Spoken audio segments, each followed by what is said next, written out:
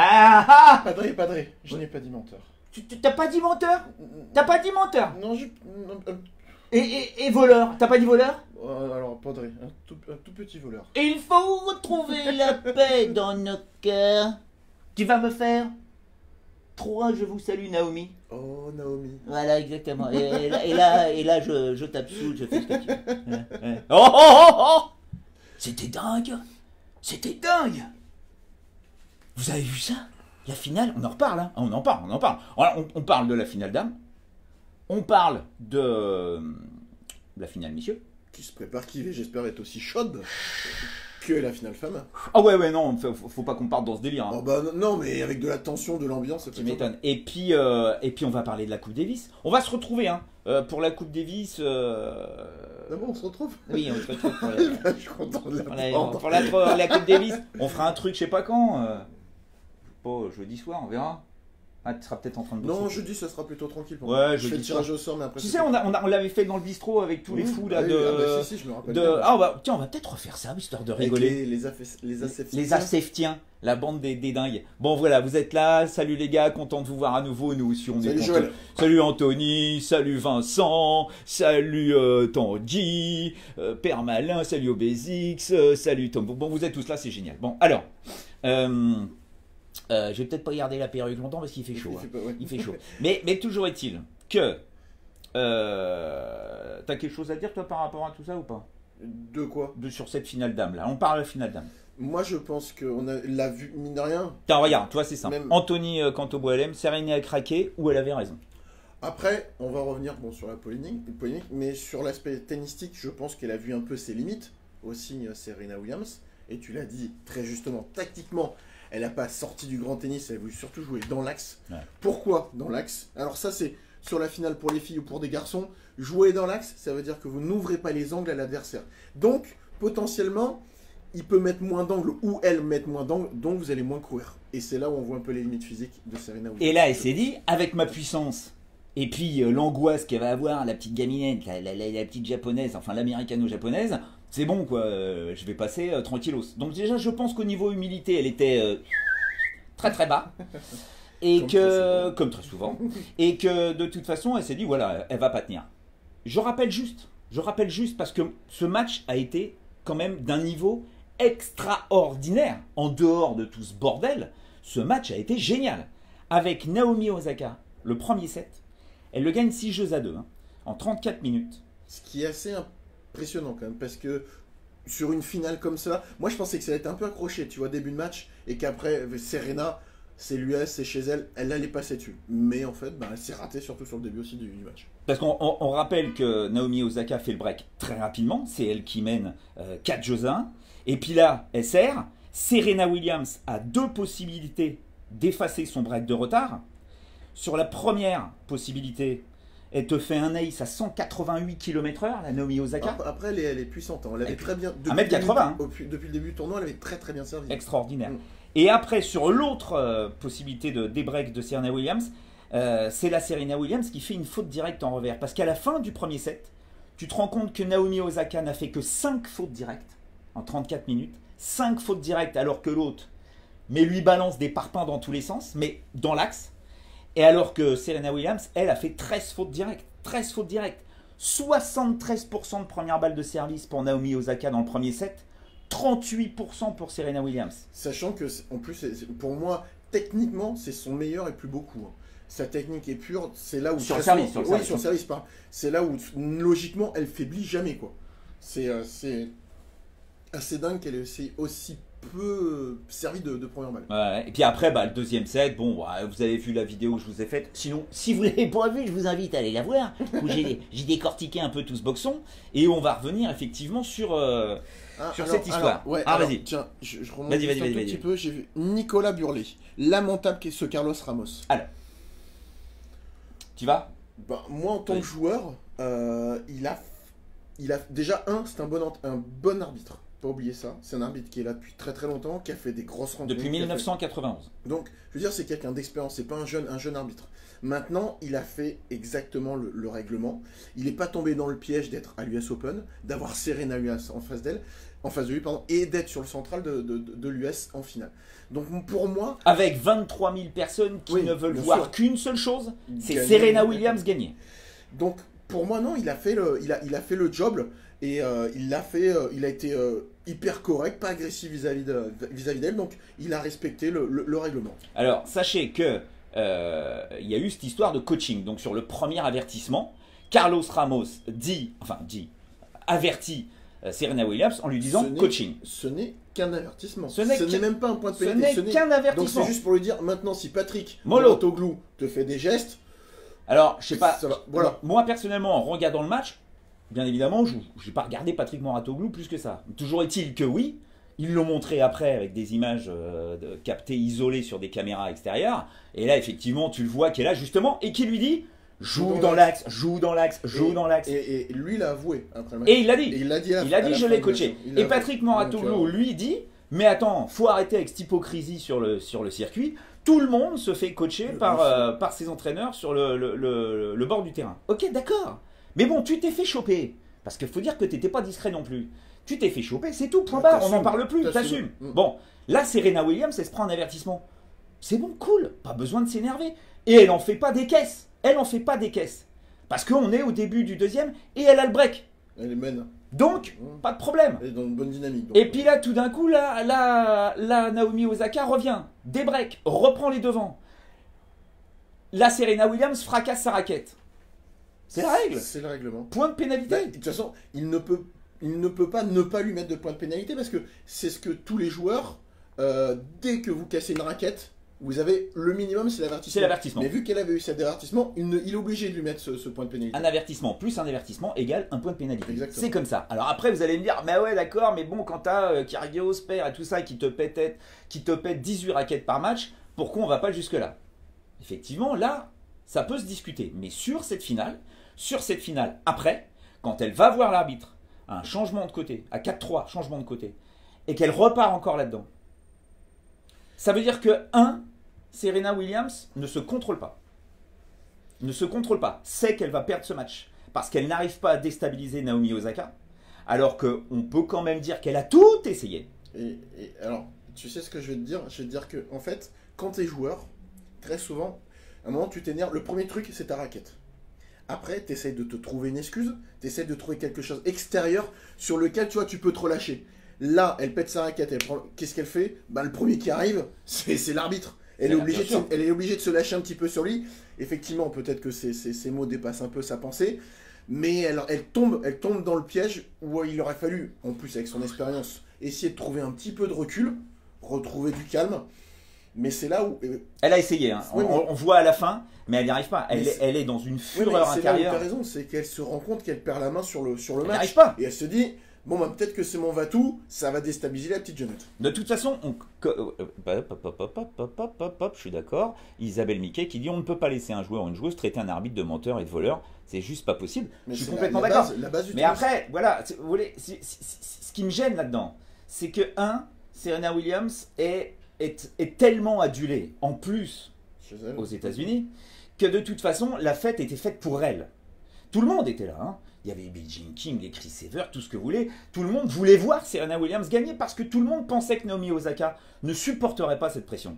Et cette petite jeune fille a été extraordinaire pour supporter ça et jouer d'une façon incroyable malgré tout ce bordel.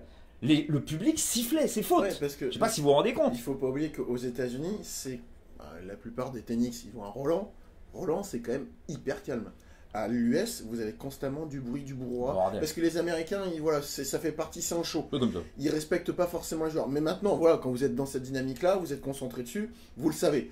Et effectivement, elle a un peu la zen attitude de l'Asiate, parce qu'elle a été très très bonne. Et après, Serena Williams qui en plus dit à Carlos Ramos, mais attention, je suis mère, je suis là pour donner le bon exemple, comment vous pouvez me traiter de tricheuse? C'est là l'erreur qu'elle fait. Mais justement... Elle sort complètement du contexte. Mais déjà calme-toi. Mais personne te traite de tricheuse. Personne ne dit ça. Tout simplement, reprends-toi, reconcentre-toi. Tu es Serena Williams. Il aurait dû avoir... Rappelez-vous la finale de Wimbledon contre Angélique Kerber. Rappelez-vous la finale de Wimbledon contre Angélique Kerber. Elle est pas à fond non plus. Hein. Il aurait fallu Mohamed Layani en finale. Oh bah Momo Layani, alors là, il descendait, il rebriefait Serena, puis c'était bon. Serena, je te connais, tu peux pas continuer comme ça. Oui, non mais c'est fou ce qu'on peut engendrer. Et après, la Serena Williams, je sais pas si vous aviez la cérémonie de remise des trophées, mais là encore une fois, c'était imbuvable. Donc il y avait quand même Naomi Osaka qui chialait toutes les larmes de son corps sur cette remise des trophées. Et donc premier mot pour Serena Williams qui dit arrêtez de siffler, de faire du bruit et tout ça. Voilà, Naomi Osaka, bravo et compagnie. Et bien la présidente de la Fédération américaine de tennis, celle-là aussi je l'adore, celle-là, qui a bien voté aussi pour la Coupe Davis, tiens. Elle qui fait un discours en disant à Serena Williams, de toute façon, n'oublie pas que tu es la championne des championnes de toutes les championnes et que nous, on t'excuse, et nanani et nanana. Donc ça veut dire qu'en plus, la présidente de la Fédération américaine de tennis cautionne son comportement, dit à tout le monde qu'elle a eu raison de se comporter comme ça, et que limite, on l'a bien enflé sur cette finale. C'est hallucinant. Et en conférence de presse après, la Serena Williams met sur le tapis non plus, enfin un peu l'arbitre, mais elle sort de ça. En disant de toute façon c'est une histoire de sexisme et encore de la liberté, de l'égalité homme-femme. Non mais là, alors là ma fille, il faut te reprendre, hein, parce que là t'es parti, hein, c'est plus un boulard que t'as, c'est une montgolfière, c'est un zeppelin. C'est-à-dire qu'il faut te calmer quoi. Ok d'accord, tu es la plus grande joueuse de tennis de tous les temps parce que tu gagnes 23 titres du Grand Chelem et que tu veux ce 24e, mais tu n'y arrives pas. Donc à un moment ou à un autre, il va falloir se calmer aussi et rejouer au tennis dans des conditions normales. Alors, il y a Yannick qui dit est-ce qu'elle risque une suspension? Non, alors pas de suspension. Elle a pris 17 000 $ d'amende et ça c'est terrible. Hein. Ce qui sincèrement n'est pas beaucoup. Ben non. Non mais surtout pour une finale.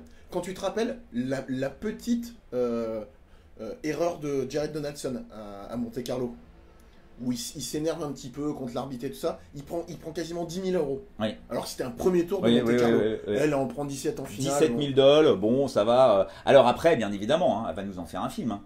L'image, mais sa fille, mais maman, j'ai regardé ton chéquier, c'est quoi ce chèque de 17 000 $? Il paraît que t'as menti, t'as triché. Et puis même, elle dit ça, attends, sa fille, elle a même pas un an. Non mais le problème, c'est qu'elle est complètement sortie du match. C'est même plus du tennis. Et puis effectivement, en plus, elle est dans cette dynamique-là, ces derniers temps. Mais c'est que ça, Le sexisme, tatati. Ah mais là, c'est si vous voulez, c'est, je sais pas, c'est Nelson Mandela, tu vois, c'est... merde, le révérend américain sublime, Martin Luther King, tu vois, Mohamed Ali, à un moment, quelqu'un aux États-Unis, une télévision américaine, je sais plus qui, quelqu'un de connu, l'a comparé à Spike Lee, l'a comparé à Mohamed Ali. Ah bah alors là, ça y est, alors oui, j'essaye de faire tout ce que je peux pour que les gens soient heureux et tout ça. mais tu vois, ce qui m'embête, et où tu as raison, ce qui m'embête le plus, c'est que mine de rien, tu vois, là on a... Attends, Tristan, vous trouvez pas que Ramos a manqué de clairvoyance, notamment sur la 3e sanction? Non, il doit le faire. Attends, imagine, c'est la finale de l'US Open. D'accord? Il y a 23 000 personnes dans le stade. Il y a plusieurs millions de téléspectateurs. Tu es arbitre de ce match. C'est ton rôle de faire en sorte que ce match se passe bien. Et là, tu as une nana, ok, c'est Serena Williams, qui tout d'un coup, mais te fustige. Alors, on parle pas d'insulte, hein. Elle a simplement dit t'es un menteur, t'es un tricheur, t'es tout ce que tu veux. D'accord, mais tu peux dire c'est un arbitre? Si on laisse faire, si Serena Williams, l'icône des icônes, la patronne des patronnes, dit c'est un arbitre, mais la prochaine, elle fait quoi? Elle fait une crotte sur le cours. On peut pas laisser faire ça. Et puis surtout, c'est que je trouve que là, au moins, l'équité est là. C'est que très souvent, on tape un peu sur les joueuses qui sont un peu plus bas au classement, parce qu'on se dit de toute façon, ça ne fera pas beaucoup de bruit. Et ben là, il a fait le job. Ramos. Et puis moi, ce qui m'embête, c'est que mine de rien, tu vois, ça fait un quart d'heure qu'on parle de Serena. Voilà, et on parle pas de Naomi Osaka. Mais c'est tout. Regarde, c'est le match Federer-Kyrgios. Tu sais, avec le petit point de Federer, et on n'a pas parlé de l'attitude déplorable de Kyrgios. Bah là, encore une fois, on parle d'une attitude déplorable, mais on parle pas de Naomi Osaka. Et du résultat, et de la quinzaine de la petite japonaise. Voilà, donc on termine avec Serena. Terminé, voilà, falloir qu'elle se reprenne. Hein. Et juste une dernière chose, parce que je vois que vous parlez beaucoup de pères, de Kyrgios, de tous ces mecs, Fonini, tout ça qui cassent des raquettes. Moi aussi, bien sûr, j'y ai pensé, mais ça n'a rien à voir. Ah, je crois que c'était toi quand tu disais j'en cassais. Non. Ah non. Ah non, c'est pas vrai. Mais toujours est-il que voilà, ça n'a rien à voir. Là, on est sur des gestes d'humeur. Alors, bien évidemment, et puis déjà, c'est pas des finales Grand Chelem, mais ils n'en ont jamais fait des finales Grand Chelem. Et puis, ils n'ont pas Ils n'ont pas ce pouvoir non plus de Serena Williams. Il faut se rendre compte aussi que voilà, Serena Williams a un devoir de comportement parfait, quoi. Et elle le sait. Et c'est pas la première fois qu'elle part en vrille, notamment en finale de l'US Open. Je sais pas si vous vous souvenez contre Clijsters, où elle avait dit à un arbitre, je vais te tuer. Un juge de ligne. Ouais. Donc bon. C'était pour une faute de pied, non? Ouais, une faute de pied. Enfin, elle a plusieurs fois vrillé. On le sait. Elle ne supporte pas d'être battue. Ça se comprend, très bien, j'adore. Mais il faut que ça reste dans les lignes. Elle supporte pas là, cette adversité qui... Parce qu'elle a toujours, en temps normal, elle a toujours un peu la main sur ses adversaires. Mais bon. Allez. C'était une belle quinzaine féminine. Serena a gâché la victoire de Naomi, je suis d'accord. Elle lui a bien pété son histoire. Ouais. Donc, en tout cas, Naomi Osaka est maintenant 7e joueuse mondiale. Elle a 20 ans. Elle va avoir 21 ans là, dans quelques mois. Moi, elle m'avait un peu déjà impressionné à Indian Wells, ok, parce qu'on la découvrait. Ouais, mais tu sais même, je vais remonter encore un petit peu plus loin, c'était l'année passée, quand elle joue contre Keys, et qu'elle mène 5-1 au 3e set contre Keys. Il y a 2 ans, c'était l'US Open 2016. Sur le central, elle mène 5-1, et elle perd 7-5. Et déjà elle chiale sur le court. Et là, déjà là, je trouvais qu'elle en avait quand même pas mal dans la raquette. Hein. Donc 2016. 2018, 2 ans plus tard, la nana bat Madison Keys, sans trembler. Sans trembler. Le seul set perdu, c'est contre Zabalenka, qui était quand même la joueuse en fusion. Et elle réussit à gagner ça au 3e set, alors que dans l'attitude, on sentait qu'elle lâchait un petit peu contre Zabalenka, et elle s'est repris. Et là, en finale, moi, je sais, sans rire, je ne sais pas comment elle a fait pour rester concentrée. Je la regardais, la fille ne bougeait pas un cil, c'était un masque de concentration. Et pourtant, il s'est passé tellement de choses. Ouais, moi, sans rire. Quand tu prends un peu de recul, tu regardes l'environnement et tout ça, tu dois avoir un peu une chape. Mais je vais vous le dire, j'ai chialé. J'ai versé une larme, j'avais l'œil humide. Quand elle est allée voir son clan après la finale, bon, Sacha Bagin, très bien, vous savez, c'était l'ancien sparring partner de Serena Williams, qui est maintenant avec Naomi Osaka. Bon, ok, voilà, super sympa. Et après quand la mère, elle s'est écroulée dans les bras de sa mère. Et là, j'imaginais la gamine de 20 ans qui a rêvé de ce match, qui a rêvé de Serena Williams et qui se retrouve dans ce bordel ambiant où plus personne n'applaudit la victoire de Naomi Osaka, tout le monde siffle le comportement de Carlos Ramos qui a été obligé de sortir du court avant la cérémonie de remise de trophée, escorté par des gardes du corps, et il n'a pas eu le droit, bien évidemment, comme chaque fois normalement en finale Grand Chelem, à son petit plateau de remerciements. Le mec... Je sais pas, c'est là où il est à Sing Sing là. Le problème c'est qu'il a fait le job et que ça se retourne contre lui, c'est quand même dingue. C'est dingue. Bon, Naomi Osaka, si toi, on doit te dire c'est un feu follet ou c'est une nana qui va s'enraciner, parce que tu vois, 20 ans, comparons à la Yenela Ostapenko. Et là, ça n'a plus rien à voir. Ouais, mais je trouve que tu prends tous ces matchs, Ostapenko, si ça sort, fera plus fort. Elle a quand même plus de jeu, plus de mains, plus de jugeote. Elle sert mieux en plus qu'Ostapenko. Ah oui. Voilà, tu vois, elle gratte plus la balle, elle varie plus. Ostapenko, pour moi, c'était le one shot. Je pense qu'Osaka, non. Où je vais être curieux, et j'ai vu la question tout à l'heure, c'est de voir un peu par contre sur les autres surfaces, sur terre, ce qu'elle peut donner. Parce que sur dur, elle frappe très bien. Est-ce que sur terre, elle va trouver cette fameuse glissade? Qui aurait imaginé Sloane Stephens en finale de Roland Garros? C'est pas faux. T'as raison. Donc elle pourra bien jouer sur terre alors. Non mais après, moi, ce que je veux savoir, c'est comment elle va digérer ça. C'est plutôt ça, moi, qui m'inquiète.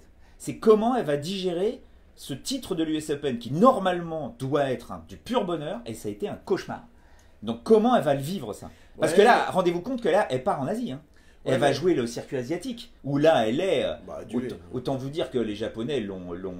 enfin, pas elle personnellement, mais ne supportent pas les métis. Le japonais est vraiment, mais nous à côté on est de la rigolade, hein. C'est du pur racisme de base. Donc les métis, ils ne les supportent pas. C'est pour ça que le père de Naomi Osaka, qui est haïtien et qui s'appelle Benoît, je crois d'ailleurs, parce que je crois qu'il s'appelle comme moi. Je crois que c'est ça, hein, je sais plus. Je vérifie, mais je crois que c'est ça. Donc normalement il devrait s'appeler Naomi Benoît. Je vais lui dire d'ailleurs que ce serait mieux. Mais toujours est-il que son père a été obligé de quitter le Japon, trouver un autre boulot aux États-Unis pour que sa fille puisse grandir dans de bonnes conditions, on va dire, enfin dans un climat social apaisé. Et là, bien évidemment, ah bah dis donc, la Naomi Osaka elle a gagné l'US Open, autant vous dire que les choux gras des journaux japonais, c'est n'importe quoi. Donc ça va devenir Ça va être. Elle va passer un petit peu devant Nishikori qui était un peu.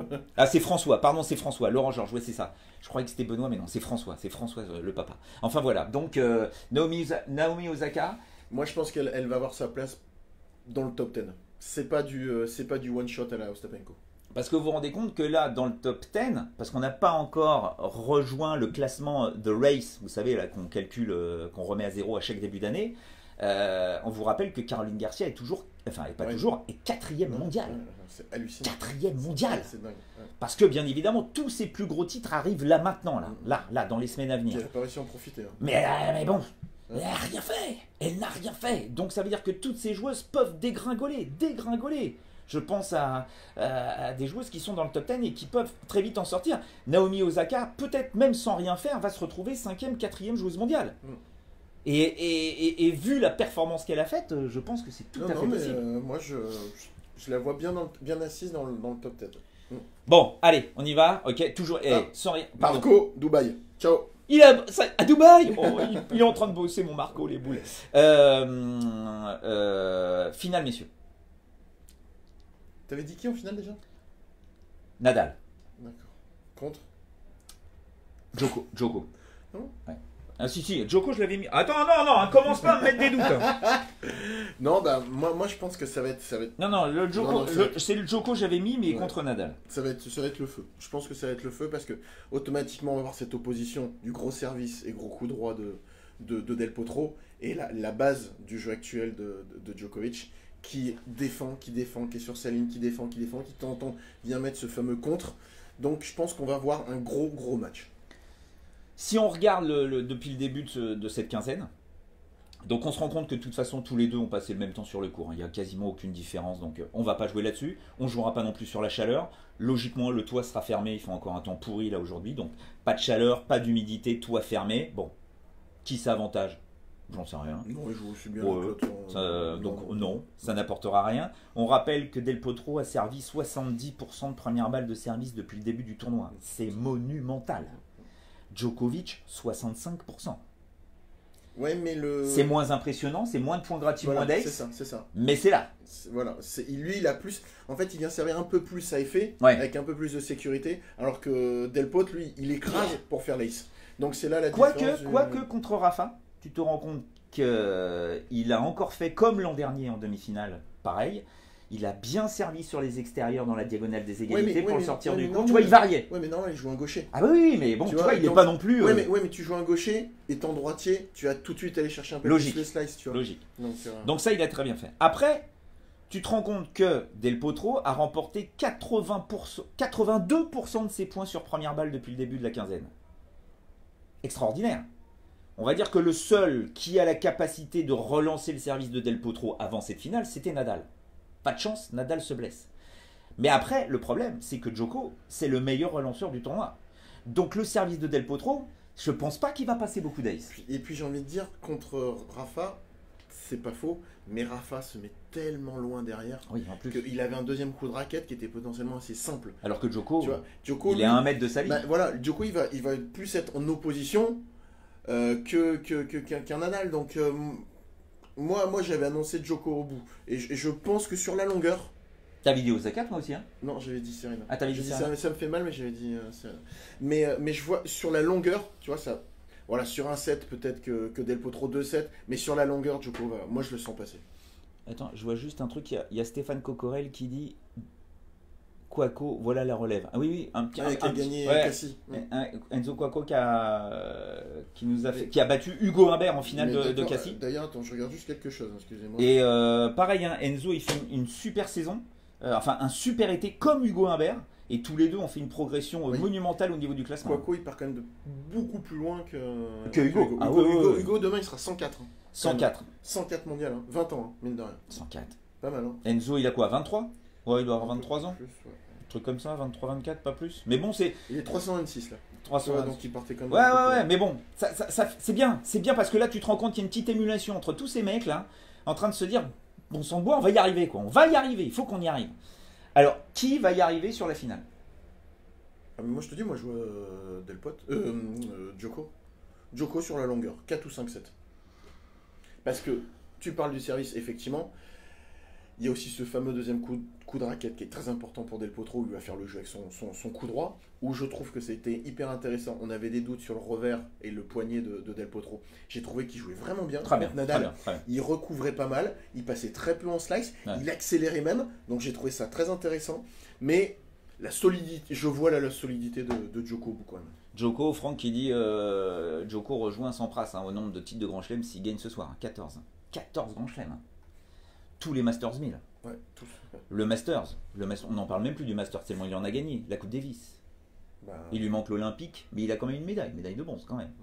Mais voilà, Djoko est en train de se positionner. Et j'ai presque envie de dire que je suis obligé de suivre au Basics alors que je voudrais que Del Potro gagne. ça serait fabuleux. Je voudrais parce que je voudrais Son histoire. et l'histoire, l'ambiance, Ouais, ouais. la folie sur le court après. Ouais, ouais. Enfin voilà, après Djoko, voilà, c'est métallique. Djoko c'est Mais métallique. j'ai envie de dire que Mais c'est tellement parfait. c'est un peu quand même un nouveau Djoko parce que t'as l'impression qu'il fait pas de bruit.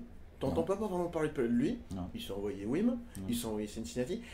Mais on n'en parle pas tant que ça parce qu'il est pas hyper impressionnant. Il fait pas des coups gagnants, il va pas faire des coups entre les jambes, tu vois.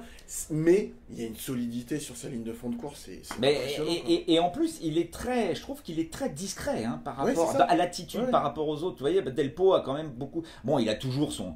Oh, j'en peux plus de son Ouais, non, bordel ça, oh là là, avec le céter soyeux, là, le pépé immense, l'amour épais, là, oh purée, l'angoisse.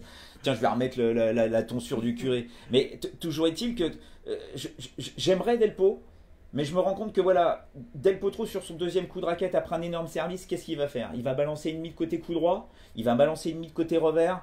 L'autre, il va partir quoi en écart facial, élastique. Il va renvoyer une Ouais, fois, c'est ça, 2 c'est fois, ça. 10 fois. Est-ce que Del Potro est capable de maintenir un échange comme ça, sans arrêt? Est-ce que Djokovic est capable de tenir lui sur la distance? Oui. Quand tu regardes l'historique de ces matchs au meilleur des 5-7, attention, cette année ils en ont joué un chacun. Un chacun. Souvenez-vous, Djoko l'a gagné contre Nadal en demi-finale de Wimbledon. Un match de malade. Ouais, ouais. Del Potro en a joué un, il l'a perdu. Mais sur l'ensemble de la carrière, si tu regardes l'ensemble de la carrière, Del Potro en a gagné 7 sur 17. Djokovic en a gagné 29, je crois, sur quelque chose comme 34 ou 35. C'est quasiment impossible. T'as l'impression que si Del Potro ne fait pas le match parfait comme il l'avait fait contre Nadal en 2009 pour lui mettre 2, 2 et 2, Ouais, s'il y a un petit grain de sable, l'autre il va s'en parce que Federer n'aurait jamais dû perdre la finale de 2009. Jamais. Oh, non. Jamais. Non. Ça a été un accident. Mais bon, Del Potro a très bien joué, encore une fois. Il fait son match. Mais bon, Federer était au-dessus, meilleur.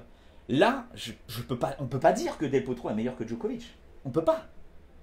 Il est moins bon que Djokovic au filet. C'est pour ça que moi je vois sur la longueur quand même passer. Djoko est capable de varier avec des petites amorties super bien touchées, comme il l'a fait d'ailleurs contre Millman, et c'était intelligent. Parce que Millman, je peux dire que sur les longs rallyes de fond de cours, il craquait pas, quoi. Non, il était là, ouais. Donc il fallait varier, il fallait casser un peu tout Puis ça. même après la solidité qu'il a pu avoir aussi sur Nishikori, je veux dire, on pensait pas qu'il allait. Moi je pensais qu'il allait battre Nishikori, mais 3-3 et 2 quand même c'est un peu violent quoi. Et d'ailleurs, je rappelle que quand il bat Rafa, parce que je crois l'avoir vu là sur un de vos textes là, Rafa est blessé en plus, en 2009 quand il prend 2 et 2 et 2. Il est pas bien du tout. Il est là le comptable, le boulier, il est là mon boulier. Alors attends, la surface olympique de Rio était-elle beaucoup plus rapide que celle de l'US Open? Ah oui. Non. Alors non. Non. Alors, mais on ne peut pas comparer. Pourquoi? Parce que quand il a joué les Jeux Olympiques de Rio, Djokovic n'était plus Djokovic. C'était terminé. C'est-à-dire que, souvenez-vous, il avait donc perdu à Wimbledon pour des raisons tennistiques et extrasportives. Et c'était très compliqué dans sa vie à ce moment-là. Donc il est arrivé à Rio, il n'était pas dedans, quoi. Dedans. Alors bien évidemment, il a pleuré parce qu'il a perdu, mais pas que. Il a pleuré aussi parce qu'il était dans une énorme merde. Donc c'était compliqué pour lui. Après la surface, oui, tu peux comparer Rio à l'US Open. Ouais, de toute façon en plus c'était quasiment la même surface vu que l'US allait arriver, ils étaient quasiment obligés, voilà, il y avait une charte comme quoi la surface ne devait pas y avoir de grandes différences. Ouais, et puis là, bah voilà, Djokovic, il n'y a plus de problème. Je ne sais pas si vous avez vu la Yelena, mais alors là, elle est au garde à vin. D'ailleurs, elle me fait un peu peur. Radieuse, Non. moi je trouve qu'elle commence à être un peu maigre. Ah. Alors si elle commence à bouffer que du liquide comme le mari, Ça peut être dangereux quand même. Hein. Il faut penser à prendre des forces, hein, Yelena, hein, qui était quand même un peu plus gironde avant. Hein. Mais j'en vois plein qui disent Delpo pour l'histoire. Ouais. Alors le public, normalement pour Delpo.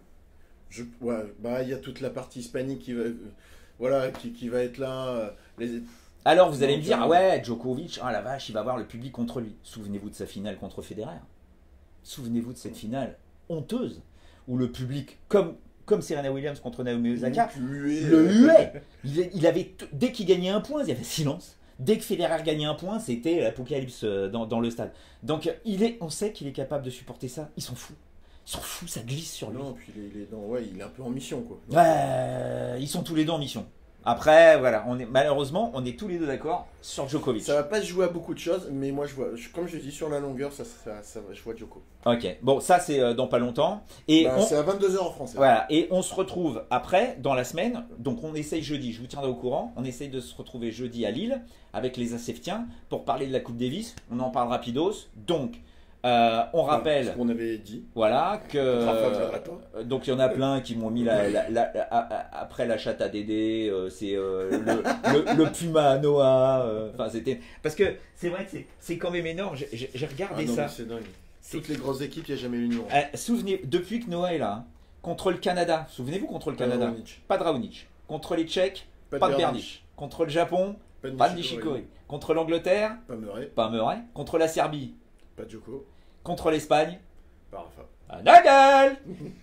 Donc, et alors j'ai adoré parce que j'ai regardé quand même Stade 2. Ouais, mais. Et avec Arnaud Clément, tu vois, qui est là dans Stade 2 où tu sens que l'analyse va dans le profond et qui dit oui, alors là, ça change tout. Là, on peut dire que l'équipe de France est favorite. Eh ben, mon pépère. Moi, je suis pas si d'accord.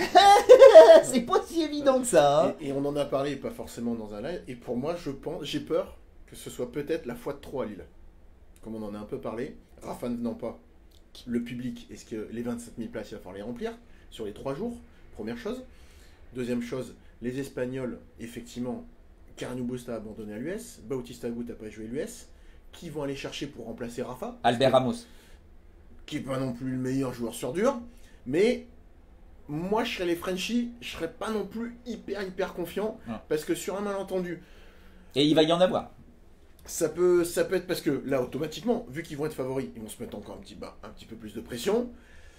Le double. Imaginez encore l'importance du double. Ah bah là, normalement, tu vas faire jouer qui? Tu vas faire jouer Benetto Mahut. Benetto. Après, est-ce que Lucas Pouille et Richard, Lucas Pouille, je pense que c'est... Voilà, il sera sur le terrain. Richie, je sais pas. Peut-être qu'il va pas jouer. On ne sait jamais. Donc, curieux de voir cette rencontre. En espérant que de toute façon ce soit une belle rencontre, mais que ce soit pas, comme je te dis, le pétard mouillé, voilà, quoi. Exactement. Le sale exactement. truc.